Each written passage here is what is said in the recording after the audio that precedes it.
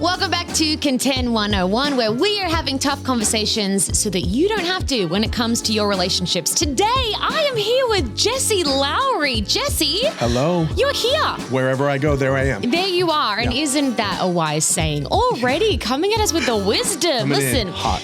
We are doing this with our Contend series, obviously. Yes. How do we contend for our relationships? So Practical tools that we can use in our everyday life. Today, we've given you a good one, honestly. How to unghost someone. And as usual, as everyone knows, we set our timer because we believe it doesn't take too long to have some good conversations. So there we go. Here we go. Jesse. Yes. Unghosting someone. Okay. We've all been ghosted. Right. Well, a moment of silence for those that have been ghosted.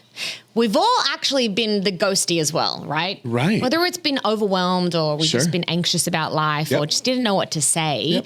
How do we have those conversations with someone we know we need to reconnect with? We need to bring some reconciliation. First of all, before we dive into the tough stuff, Jesse, have you ever been ghosted? Do you need to talk? You know, I'm sure I have, and I'm sure I do. Come on, Jesse. But it's called mind over matter. If I don't mind, it don't matter. Okay, well, I mean, I feel like guys have a different way of seeing ghosting than girls do. I think we really do, to be honest. You guys are like, oh man, on to the next one. Girls are like, what's wrong with me? We compartmentalize easier, and it's true, we don't. Okay, what advice do you have? What are your thoughts around this topic? Is it something that's even possible, or do we just have to move on? No, I think this is something that people are thinking about. Yeah. So it's something we should be talking about. Definitely. And I honestly am coming straight to the conversation, no preconceived concepts. Great. Okay. So my mind quickly goes to a couple places. Like, let me first kind of address being ghosted, because I think that's kind of where we go in our feelings first. Yep. Right? So being ghosted, I think the first thing to do is to identify what in me finds in my feelings frustration or hurt or pain. Why do I feel the way I feel? Why did this create such a reaction? Yeah. What is it in me that gets that type of response? So that's my first thought. The issue is rarely the issue. Yeah. Right. So if I can go deeper and go, why do I feel the way that I feel? Allowing that to bring up some stuff in you. Honestly. And process it, pray about it, talk to someone about it. Just use some buzz language, my triggers. Are my responsibility. It's great. Right? That's so good. Yes. The hardest thing to do is to take ownership over those things. It's easy to put the onus on the other person and be like, you did that. No. What in me gets that type of response? So that would be my first quick thought. So extreme ownership, I would say, is probably the best thing that we can do. Yes. And then the second thing is to be willing, willing to deal with it however it needs to be dealt with. If they've done the ghosting, what can I do? Is it stalemate? Do I need to do anything? Yeah, it's great. Do I just need to reconcile those feelings and be able to be okay, not being okay even in moments? That's an important piece because sometimes we think we have to find closure with the other person. Yeah. You can find closure without having to communicate with them. If someone has ghosted you or whether it is a romantic relationship or honestly a familial relationship or friendship, you can find closure in yourself if the other party is not willing to come to the table 100%. Yeah. I heard somebody say recently, they said the distinct difference between understanding and wisdom can be summarized in a tomato. Understanding is tomato is a fruit. But wisdom is knowing not to put it in a fruit salad.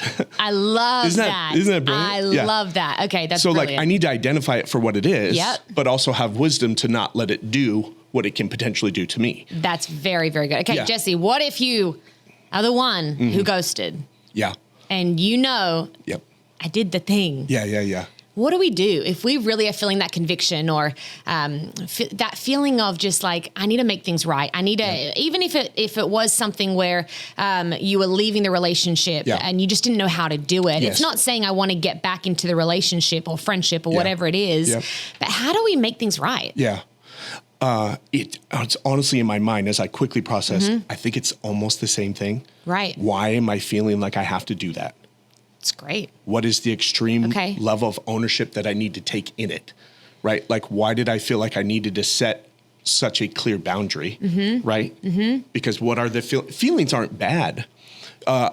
Feelings are I would say information is like lumber and feelings are like fire. Okay. Like there's certain ones we want to starve and there's certain ones we want to feed. Right. What lumber do I want to feed? What fire? And what fire do I want to starve? And what feelings do I want to feed? Right. Great. So when I have the feelings that I need to set this boundary, like, is that a good fire that I'm stoking and feeding? Right? Because healthy boundaries are beneficial and important. And so I guess it just depends on the whole situation. It's hard for us to give these, like, here is what you do if you ghosted someone here, because it might have been you're calling it ghosting, but it might be a healthy boundary. It might have been a healthy boundary. Now, if it was, say, you needed to have a confrontational conversation and you preferred silence, we've all been there. Sure. We've all done it. No judgment. But in this Contend series, you're seeing how Jesus would respond to someone with a confrontational conversation. And you're realizing I need to actually go back and revisit. This is great. In that kind of a situation that you should have responded in a different way to that. Is it just about calling up someone and being like, hey, my bad, let's go back to what it was? So feeling, I'm going to own my feeling. Okay. Because the end result might be a healthy boundary. Right. But if we move to that too quick, we're not really dealing with the feelings. Like we're locking the feelings in the trunk when they shouldn't be so completely removed. Like don't let them sit in the driver's seat, but put them in the back seat. Feel it, but don't let it lead. Right. So don't be too quick to come to that resolve. So feel it, like, why did I feel this way? And then have the conversation, right? Like Jesus even says, like, if you know that your brother has an issue with you, like you might not even have the issue, but if you know they have an issue with you, like leave your gift at the altar and go to them right now. Right? Like he's like, don't come to quick resolve as far as a permanent plan, but come to the quick resolve of taking extreme ownership of like, I feel a certain way, but I'm going to engage the conversation. Yes. And so if that is what you need to do, how do you feel about texting someone? How do you feel about a good old email, MySpace message, Elise? Right. Why not? I think it's okay as an initial point of engagement. Cool. It cannot be fully informative. Why not? Because the sensitivity of the situation requires a face-to-face, at minimum, the warmth of your voice. That's a great way to say that. I feel like so often we can be like, hey, sorry about ghosting you, but you were also kind of a jerk to me. Like sometimes we feel like we need to do that, like the backhanded thing. But I personally have never found that helpful. I don't know if you have, especially there's been silence there. Hearing someone's voice, tone carries so much, right? Indeed. Yeah. Because text can be interpreted in so many ways, right? It can perpetuate the problem or it can be an entry point to hopefully moving forward in a healthy way. And so say someone's like, okay, warmth to my voice, got it.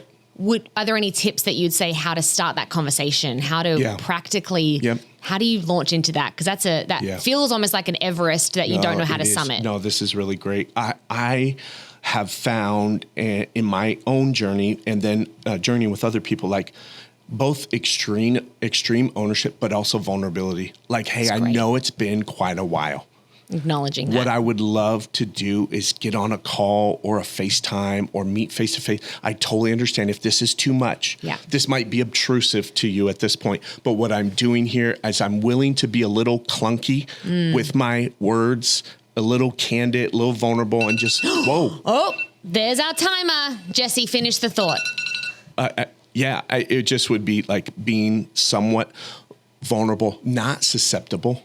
There's a distinction there, right? Like being a little candid with you coming to the table like, hey, I know it's been hard. I know there's been distance. I know the dynamic has changed. I would love to engage and see if we can't move to a different place. You're not saying, hey, I'm so sorry. I'm owning everything that I shouldn't necessarily be. Like there's a distinction between vulnerability and susceptibility. That's great. Right? Yes, absolutely. Jesse Lowery, this is very, very helpful. Thank you. How to unghost someone. Thank you for stopping by. Contend 101. We'll see you next time. Yeah.